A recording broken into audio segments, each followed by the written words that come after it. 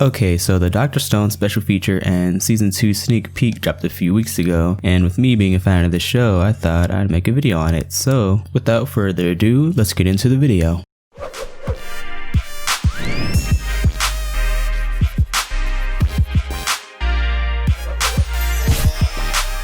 Crunchyroll released a special feature for Dr. Stone a few weeks ago, basically recapping the events in the show and ending it off with a sneak peek to season 2. The sneak peek starts off with the chase between Hamura and Kohaku. Kohaku keeps up with Hamura for a good minute until Senku comes in with his flash grenade. After it goes off, he's able to tackle her and detain her for a sec, but then Hamura just stands up and walks off like Senku's a piece of paper. But as she escapes, Senku brings out another invention that he made that'd be able to track her, which is a black light, and it ends off showing Hamura's trail that's revealed by the light.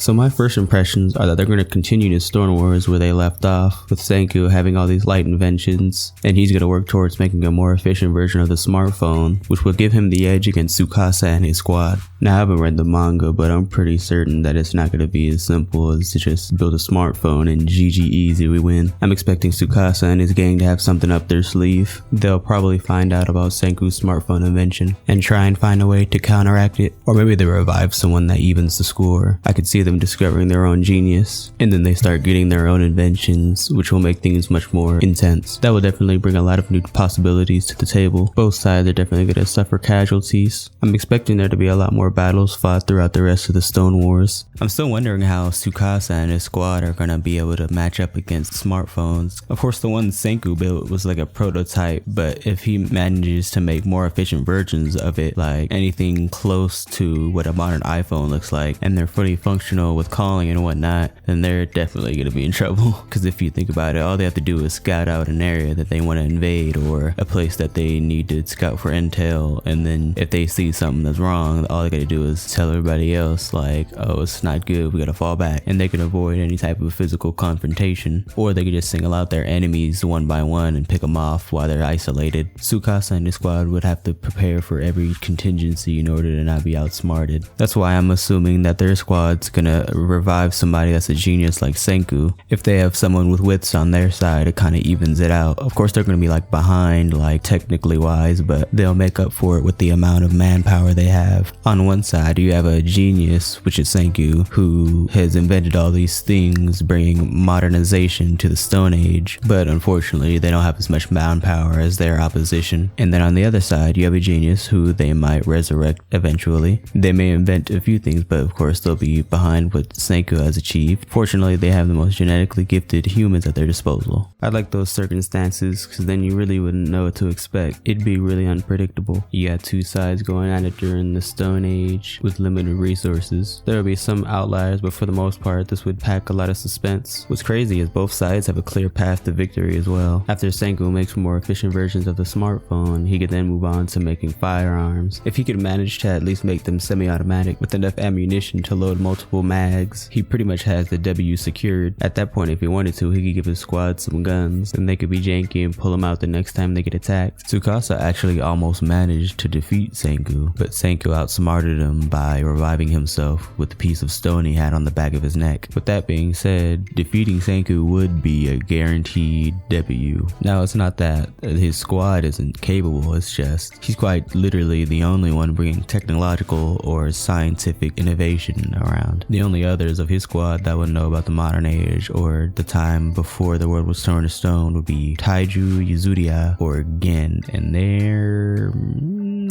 Senku probably makes up for about 95% of the technological and scientific innovation in this age, let alone 90% for his own squad, because he was the one that showed Tsukasa how to revive people with the oil. Taking out Senku would quite literally take out most of the inventing. Tsukasa wouldn't even have to do anything to the rest of his squad or his friends, because they wouldn't be capable of any more technological or scientific innovation. If Senku gets killed, everyone's only hope of any more inventions would be to revive another genius. Nonetheless, I'm really excited to watch season 2. I'm curious to see how they'll go about progressing the plot. I've definitely enjoyed the series so far. The art style and animation are A1 in my opinion, and they're bringing a unique plot to the shonen genre. Definitely a show worth watching if you haven't watched it yet. Well, you probably shouldn't have watched this video, but yeah, if you haven't watched it yet, definitely go ahead and watch it. Well, with that being said, I'll go ahead and end this video here. If you like this video, go ahead and leave a thumbs up. If you like my content, consider subscribing. Well, I'll see you guys next time.